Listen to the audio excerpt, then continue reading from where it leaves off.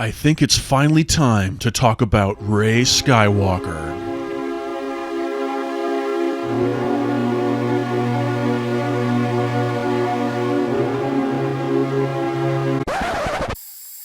Wait, before I talk about Rey Skywalker, there's something else I want to cover first. There was recently a little controversy on Twitter. Everyone loves those, right? Anyway, the Star Wars people at Disney recently released some concept art for some kind of new generation of Star Wars heroes that are, it's like the High Republic stuff that's going to appear in books, maybe movies eventually, who knows. And there's a concept artist named Stephen Wayne, who's a very good artist. He thought the designs were a little bland, a little boring, a little flat. So he wanted to try his hand at redesigning them, giving them a little more flash, a little more sexiness. He took Avar Kriss from this and turned her into this. He took the character of Ernesta Rouault and turned her into this. And he took the character of Stellan Gios and turned him into this. Oh yeah. Needless to say, reaction was kind of mixed. Some people loved them, some people were offended. Stephen Wayne identifies himself as a comic skater, so his redesigns were seen as part of this larger cultural pushback against the insidious SJW agenda. You know, that whole belief that they're trying to make comic characters unsexy for some sort of political purpose. So there were a lot of little Comic Gator fanboys who were applauding this move. Yeah, put some tits on them. Yeah, that's how they're supposed to look. What's the point of having a female character unless they're sexy? And of course, people on the opposite side of the spectrum, you know, they were all like, "Oh my god, you fucking asshole. Sorry you didn't get a boner."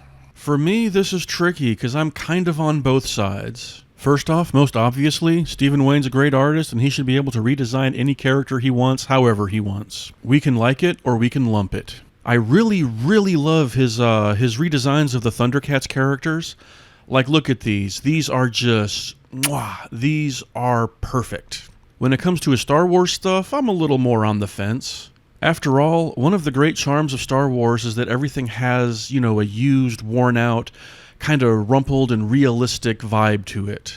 The junky old beaten up starships, the ragged, dusty characters from the used future that show signs of wear. You have these super heroic characters like, take Obi-Wan Kenobi. When it comes to his appearance, he's very low-key. Emperor Palpatine, your ultimate bad guy, very low-key in a way. He's just a wrinkled old white guy in a robe. When you really look at Kylo Ren's outfit, it is so basic. It's just a black tunic. That's all it is, and a cape. If I was the concept artist and I was given the job of designing Kylo Ren, I would have gone way more overboard than this. I would have added, spikes and shit. I would have done something way more complicated and flashy, but it wouldn't have been right in the end. And that's one of the things that makes Star Wars work so well. As outlandish as it all is, it still has this kind of realistic sensibility to it. You could say the same thing about Harry Potter. Look at these characters. These characters are beloved of a whole generation, but look how basic they look. Sure, you could sass them up with, different colored robes, some feathers, spikes, armor, magic jewels, big hats. Harry Potter could be sporting some obsidian black armor with a wolf fur cape. But is that necessary? Would that be right for the character? No, not really. So when it comes to Stephen Wayne's Star Wars designs, I like them, but, I can see how they wouldn't exactly work as Star Wars designs, because we really don't know who these characters are yet. And hey, in the time since I've started making this video, I've come to understand that Stephen Wayne wasn't being 100% serious with his design choices. He was trying to make him look badass, but he was also being a little tongue-in-cheek, and it really helps to understand that. If Avar Kriss is a slightly frazzled, hardworking career woman who belongs to this monastic order that does kind of avoid sex, then this is more what she would look like. She shouldn't be this gorgeous goddess floating on her tiptoes. If Ernesta Rouault is supposed to be kind of a geeky, awkward, flat-chested, insecure teenage girl, then this is what she should probably look like, instead of this. Bow, mortal man, before your goddess Ernesta. It all depends on who the characters actually are, which we don't really know just yet. And of course, this could lead into a whole hours-long discussion about the difference between live action and 2D concept art. I'm a 2D artist myself. I think about stylization every single day of the week. You can have an aesthetic or a political philosophy that guides your actions, but in reality it comes down to 1,000 little microscopic decisions. How curved do you make this line? How bouncy do you make their hair? How big do you make their eyes? Should you be drawing the muscle? Should you be drawing the fat? Should you be drawing the cloth? There are design choices that work in live action and 3D animation, but they don't necessarily work in 2D. In 2D, you do have to stylize things. You have to make everything pop a little bit more. Whether it's a hand, a face, a boob, a thigh, a butt, whatever. That's one thing that the social justice warriors don't appreciate. Sure, a lot of 2D comic art is frankly goonishly over-sexualized and dumb. But in a lot of cases, it's not that 2D artists are trying to make a political statement by making a character's chest a little bit bigger or their waist a little bit skinnier.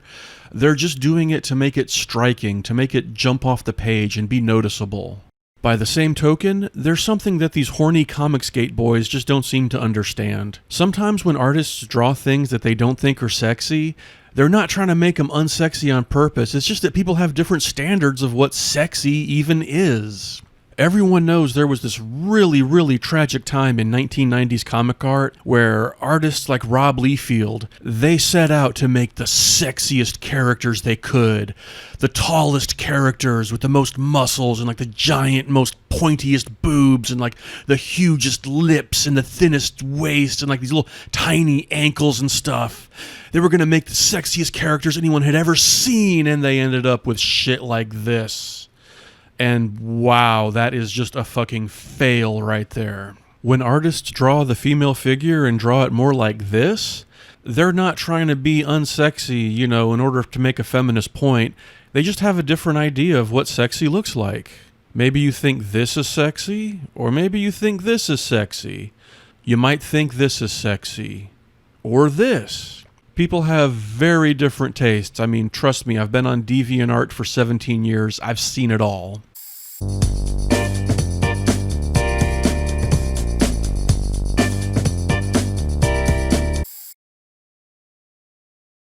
And that's what the numbnuts comic gators don't get.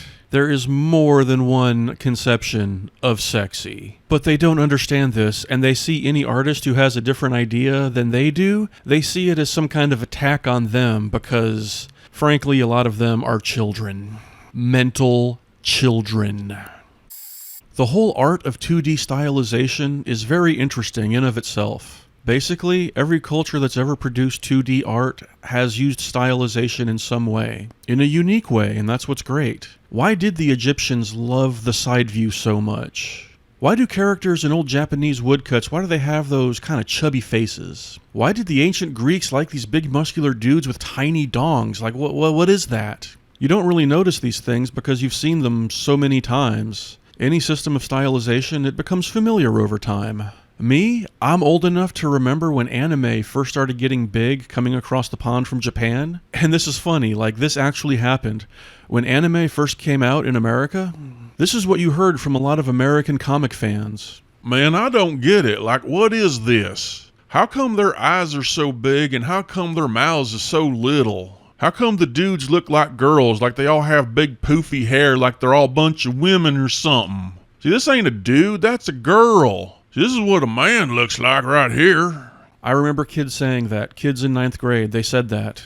Of course, now everyone is so familiar with anime that nobody stops to ask those questions anymore. It'd be kind of like looking at these characters and asking, hey, why is their skin yellow and why don't they have any chins? Was there some kind of political motive behind designing a whole human race composed of yellow-skinned, chinless mutants? But come on, Matt Groening, why did you make those choices? Don't you realize that one day in the future, Michael Stipe from the band REM is going to appear on your cartoon as a guest star? And his face is entirely defined by his strong, rugged chin? You can't draw Michael Stipe without a chin. He just looks like some weird, bald hobo guy. Come on, man. There was no agenda. There was no political motive. It's just how Matt Groening liked to draw things. Yellow and chinless. But at the end of the day, I really like Stephen Wayne's art. It's fantastic, and I want to see so much more stuff from him. I'm not really sympathetic to some of his fans, because they're definitely coming from that mean-spirited place of like, yeah, let's turn everyone into a babe. That'll piss off the feminists. I don't like that. I'm definitely more sympathetic to the people who want to see a greater variety of body types in cartoon media. Remember the whole She-Ra controversy? I'm still laughing my ass off that there are a bunch of dudes tried to get people to believe that She-Ra was some cornerstone of their childhood, and seeing her portrayed in a slightly less voluptuous manner is some sort of dagger through their hearts. Oh, and they're also so totally heartbroken that in the new Dune movie, the character of Dr. Kynes is going to be played by a black woman instead of like an old white guy. Duh. When I was growing up, I had posters on my walls of She-Ra and Dr. Parnell Kynes. These characters meant everything to me, and how dare you change them? Come on, give me a break. Everyone already knows that the He-Man and She-Ra characters from the 80s, they all had identical superhero bodies because it was cheaper to manufacture the toys that way. Some rich asshole in a business suit said, "What? Different bodies? We can't afford that. That costs more money. Just make the same body over and over again. We'll put different heads on them. Kids are dumb. They don't know any fucking difference." That's why every character from the old She-Ra cartoon had the exact same body. It was about pinching pennies. It wasn't about Western heroic values. Come on. The new She-Ra designs from the new show, they are infinitely superior. Different body types that are appropriate for each character. I especially love Scorpia and Mermista. These characters would just not be who they are if they were given that generic cookie-cutter body. They just wouldn't be. That's stupid. But that doesn't mean that I don't like Stephen Wayne's art, for instance. Hell, you can't really accuse him of sexism because look how he draws Luke Skywalker. This is way buffer and flashier than I would ever draw Luke Skywalker. But that's his style. It's fine. I know just as well as anybody that you can never please everybody. I mean, me, I can draw a character that looks like this. Some people will like it. Other people will say, like, "Hey man, why didn't you make her boobs bigger, man? She looks like a dude." And other people will say, Oh my god, you can see her boobs. This is horrible. She's too pretty. Male gaze. all I can say is, sorry, that's how I draw. This is how Stephen Wayne draws. It's really great. But at the same time, I don't see anything wrong with the original designs. They may be more in line with what the characters actually should be. Oh, hey, check it out. Someone sent me this image of a redesigned She-Ra today. I think they were trying to trigger me. You know what? I actually kinda like it. It's well done. It'd be a perfect design for some kind of raunchy R-rated cartoon that was gonna air on Adult Swim or HBO. Does anyone else remember Tripping the Rift? But if you're designing characters for 12-year-old girls, then this is more what you want. Look, fap art for lonely, horny guys, it has its place. But to expect that the rest of the world has to bend over backwards to make DeviantArt and 4chan happy? No. Whew, that was fun. I hope that cleared some things up. Anyway, moving on to Rey motherfucking Skywalker. Stay tuned for my next video because that's what it's going to be about. Rey the Skywalker.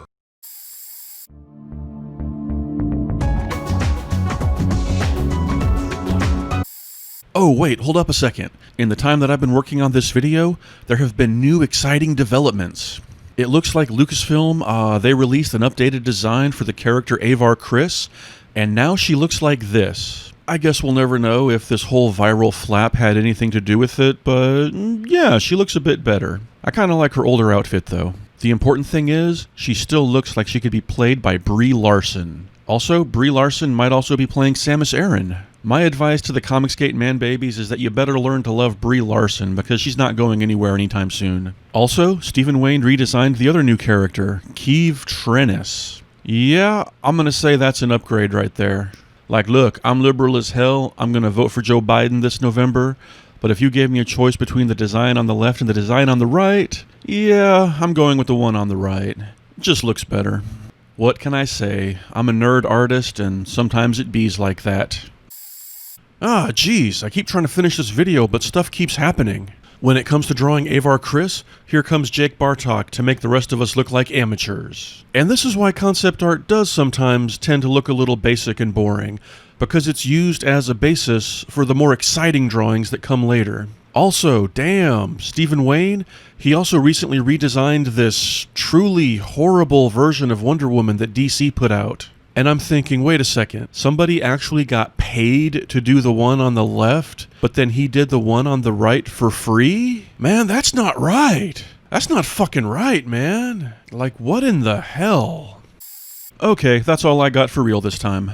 We now return you to your regularly scheduled video of Ahsoka Tano getting her ass slapped by a Mandalorian lady. Enjoy.